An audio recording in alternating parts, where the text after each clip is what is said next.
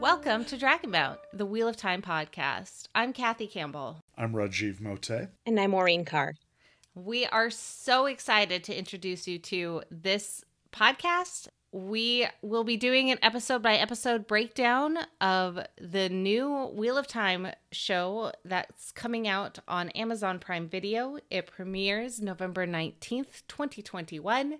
And we will be here through every step of the way to bring you our thoughts and discoveries of the show, what we know from history, what we are speculating in the future, and just kind of bring a community together to talk about the show that some of us have been waiting a very, very long time to enjoy. So because we've all been waiting for this for so long, we wanted to share with you a little bit more about how long we have been waiting, our involvement in the community and the book series, and kind of share our pedigree, if you will, on why you should hang out with us on this show. Rajiv, you want to go first? Sure. I started reading the books when book 4, The Shadow Rising, came out. That was 1992. And at that time, that was really before there was a web presence there. So my fan community was my friends. In fact, I got my oldest friend from second grade into the books, and by the time the last books came out, he was living in Seattle, I was living in Chicago, and we actually took time off to meet when a book dropped, and we'd go to a third city, and we'd read the book together. We discussed chapter by chapter. My first online fan communities were back on CompuServe and Usenet, if anyone remembers those. I even have an entry in the Usenet FAQ about Slayer and the Darkhounds, which turned out to be completely wrong, but I do have my entry there.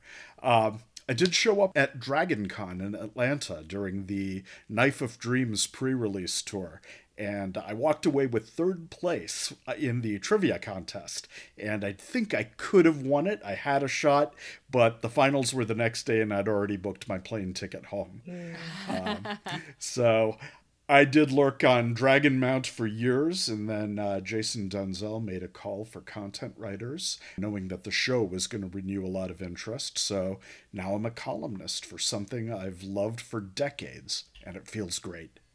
That's amazing. I love the community aspect and the fact that these books are so incredible. We have to find other people to talk about them. Like you have to find those people. All right, Maureen, what about you? So I started reading the books in 1999. It was my junior year in high school. And we joined Dragonmount immediately. My sister and I read the books together. And as soon as we discovered the books, we joined Dragonmount. So it was just a year after they had started. And we started with role-playing and just interacting with fans in the community. But since then, I've focused more on costuming and cosplaying. So I've made a lot of Wheel of Time costumes. And that's something I'm very, very passionate about. So I've made some Aes Sedai costumes. White Aja is what I am since I'm a math teacher. I've done Aja shawls of every color, including black. I've made Amarlin stoles. I've made an Ashaman coat, which I adore. I made a Soldam costume for myself, and I made a Damani costume for my dog, which was a great, great costume to have.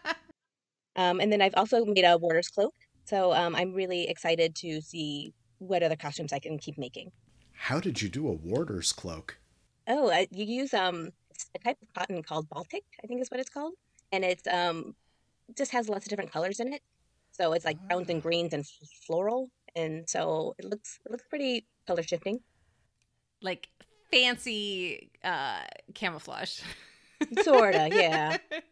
More decorative than that. Well, we'll have to post a picture. Yeah, I was going to say, we'll put lots of photos in the show notes down below. You can find them at dragonmount.com/podcasts, or you can also go to theincomparable.com/dragonmount. We are a part of the incredible community over at The Incomparable, which has all sorts of podcasts for the nerdiest of nerds. And if you need a community around anything, that's where you should go. I highly recommend you visit and hang out with all of the fun people there and here. So I read the books in college in 2001 when I was bored, which is not something you normally hear in college, but I wanted lots of books to read that were really engaging. And so my brother shipped me his copies.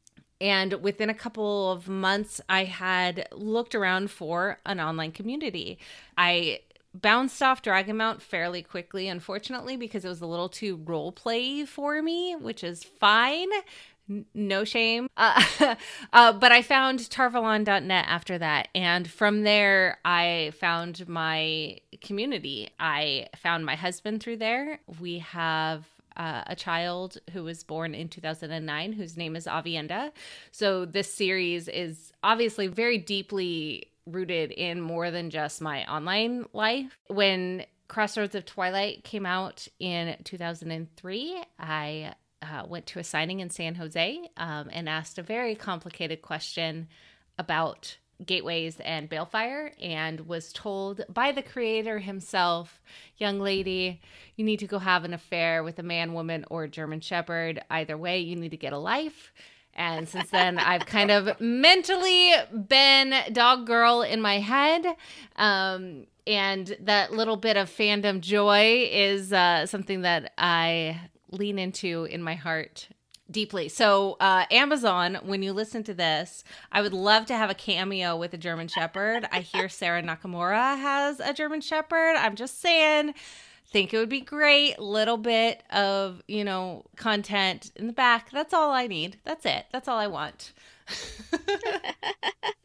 I'm so excited for the show, and I'm really excited about the podcast. I've been thinking about a podcast related to the Wheel of Time for so many years. In my real life, I have several podcasts, some on the Incomparable Network and others on Relay FM, and getting to talk about the Wheel of Time to other people and have some friends in our ears about this show just makes me super, super excited. And so I wanted to make sure we did it right. And that's what the show is hopefully going to be. So let us know what y'all think.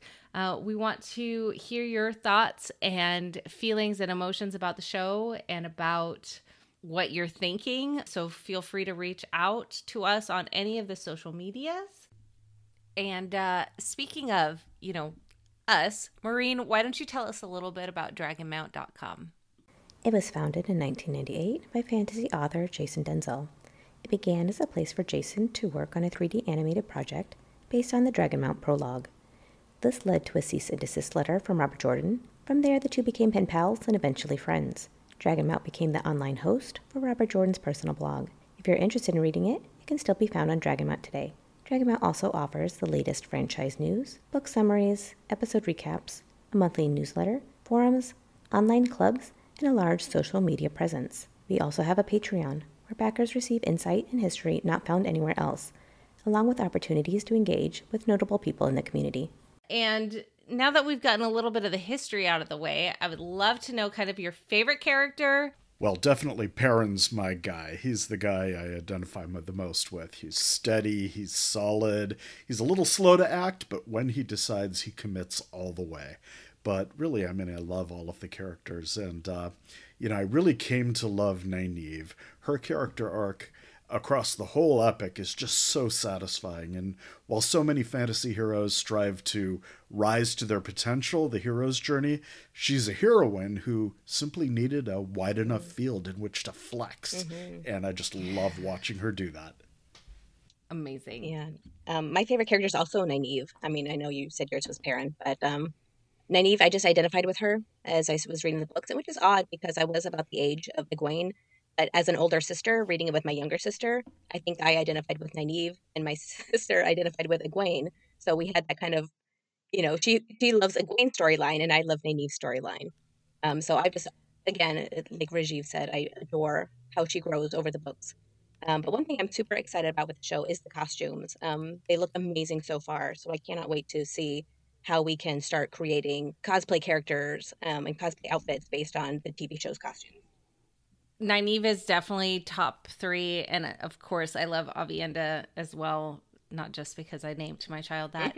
But I think Egwene is the one for me that I don't know if I necessarily identified as much with her, but I love her journey. I love her ability to figure out who she is and what she wants, and like be that best version of herself, but also like how she is not like, obviously she's afraid of, you know, change and new things, but still does them. I just love her strength of self and how she cares for the people in her community, and it just makes me super happy.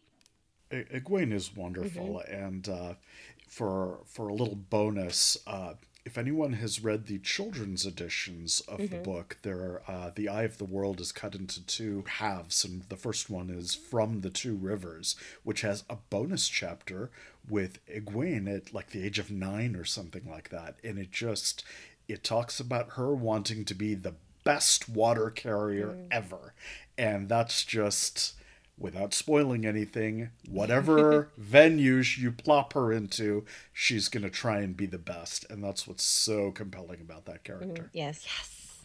So I am unbelievably excited to see the relationships between the characters and that visual aspect of things that you've read. So, you know, there's lots of braid tugging and all of that part of things, but there's so many unspoken connections, and being able to see like the bond between the Aes Sedais and Warders and the love match and the friendships, and being able to feel that in a way, in a visual medium. When I read, I don't see things. I just feel the emotions of whatever the story is telling me. And so being able to see that and those connections, I'm just unbelievably excited for.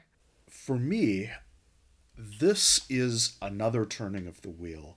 I know the book's backwards and forwards, and I'm not looking for Amazon Prime Video to recreate the pictures in my head, but I'm excited to see these new angles on the story, and already the previews have shown us that there are going to be some differences, and frankly, I'm excited about them. It's going to be something unexpected, something familiar. Moraine is more centered this time. Logain has some screen time that he didn't have in the books at the beginning. I'm a comic book fan where the old stories are constantly reinterpreted and told in new ways that are relevant to the times, and I'm really excited to see that kind of treatment for the Wheel of Time. The story I know and love, told in a new way. Yeah, definitely. I totally agree with that. Well said. And I'm most excited about the costumes. As a costumer, I can't wait to see what their differences they are going to have, or how the costumes are going to show the different nations or the different personalities or the different people.